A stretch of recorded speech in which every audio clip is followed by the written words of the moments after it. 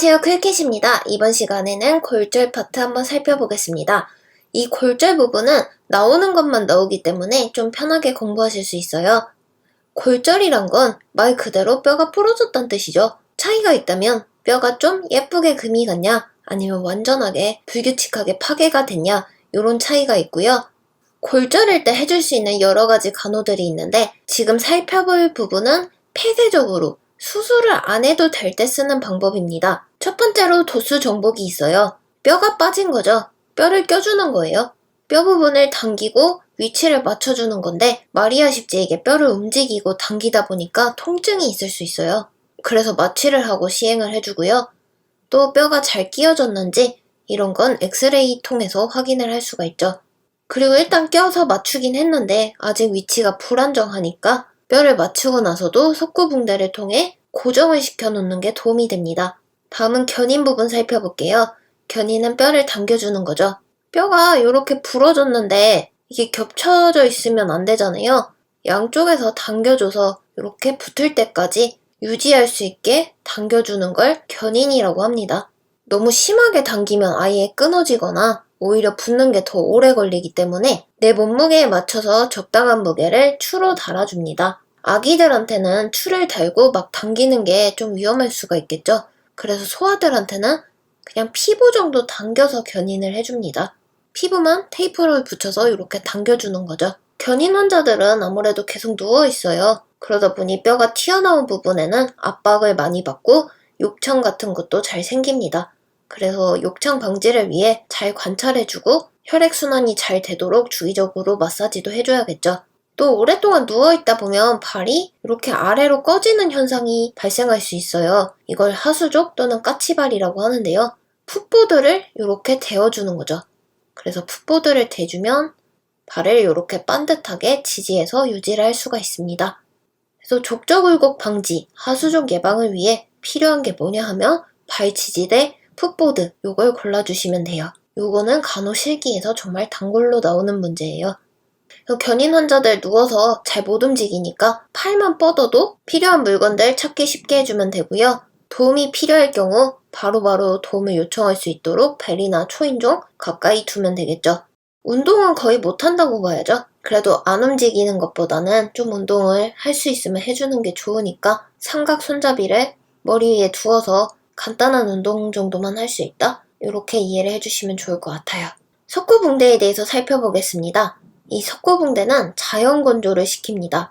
빨리 마르라고 선풍기 세워주고 바람 쐬주는 거 아니에요. 자연적으로 말려주고요. 얘가 완전히 마르면 흰색으로 변합니다. 골절이 생겼다 하면 석고붕대 많이 하죠.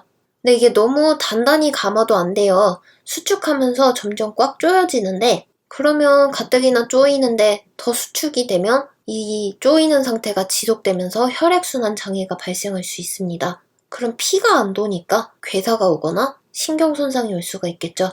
그리고 이 석고붕대는 칭칭칭 다 감는 게 아닙니다. 이렇게 끝에는 좀 남겨놓고 감아줘요.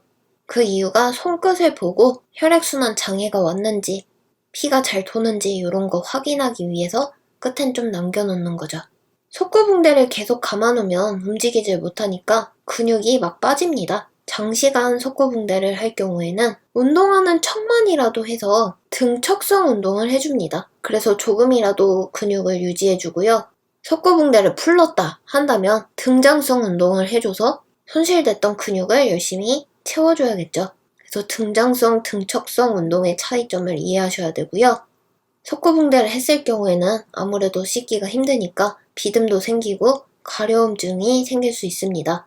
그리고 부종도 올 수가 있어요. 부종 예방을 위해서 석고붕대를 한쪽을 높이 올려주면 부종 예방에 도움이 됩니다. 석고붕대를 풀릴 거예요. 보통 절단기로 자르는데 이거 그냥 갑자기 절단기 들이대면 환자가 놀래겠죠. 석고붕대 푸는 과정을 언제 절단기 쓰고 이러니까 소리에 놀라지 마세요 하고 미리 말을 해주는 거죠. 그리고 뼈 돌출 부위에 석고붕대 감으면 계속 부딪히고 닿아서 아플 거예요. 그래서 양털이나 손뭉치 같은 걸 덧대어주면 도움이 됩니다. 여기서 헷갈리기 쉬운 게 욕창 상처에도 뭔가 덧대주라고 나오거든요. 욕창 상처에는 솜을 덧대주면 이게 다 바스러져서 도망가요. 그래서 대주면 안 되고요. 특수 패드나 양털 가죽을 대주는 게 도움이 됩니다. 그래서 석고붕대랑 욕창 상처랑은 좀 다르다는 점 이해를 해주시고요.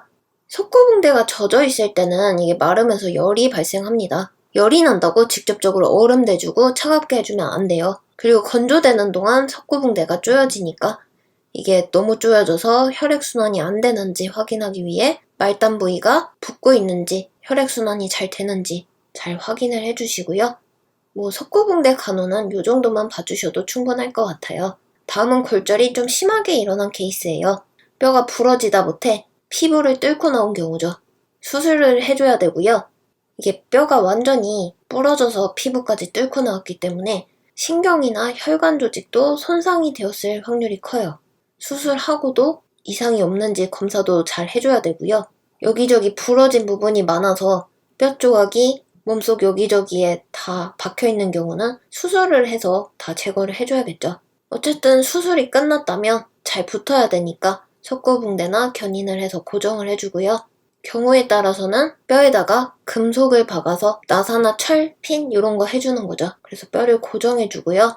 수술을 했기 때문에 부종이나 통증을 감소시키는 간호를 해주면 됩니다. 수술하고 몸을 고정시켜놨기 때문에 근육이 빠지지 않도록 강도를 유지하도록 해주고 계속 안 움직이다 보니까 몸이 굳어요. 그래서 관절의 가동성을 유지하도록 신경을 써줘야 됩니다. 골절이 잘못됐을 때 생기는 부작용들이에요. 골절될 때 혈관이 손상될 수가 있겠죠. 그리고 손상되다가 지방 조직이 혈관으로 잘못 들어가면 혈관을 막는 경우가 있습니다. 그랬을 때 지방색전증이 생길 수가 있고요. 골절될 때 이게 좀 뭔가 잘못된 거죠. 그래서 출혈이나 부종이 심하게 생기고 근육, 신경, 혈관 이런 데가 압박을 심하게 받으면서 감각이 소실이 된 거예요. 그래서 일부 부분에 감각도 없고 부분 신경이 손상이 되었다 이러면 구획증후군이고요.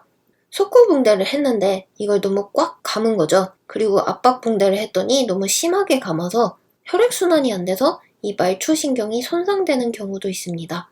그래서 우리가 석고붕대나 아니면 압박붕대를 감을 때 모조리 다 꽁꽁 싸매는 게 아니라 말초 부위 끝에를 남겨서 이 말초신경이나 혈액순환 상태를 확인을 잘 해줘야 돼요. 이건 간호실기에서도 많이 나오는 내용이고요. 골절이 됐는데 이게 개방성으로 골절이 된 거죠.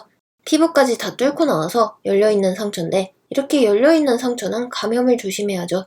그리고 뼈 붓는 과정에서 오히려 잘 안 붓거나 아니면 변형돼서 붓거나 하는 여러가지 골절 유압 합병증이 생길 수가 있습니다. 여기까지 골절에 대해서 살펴봤고요.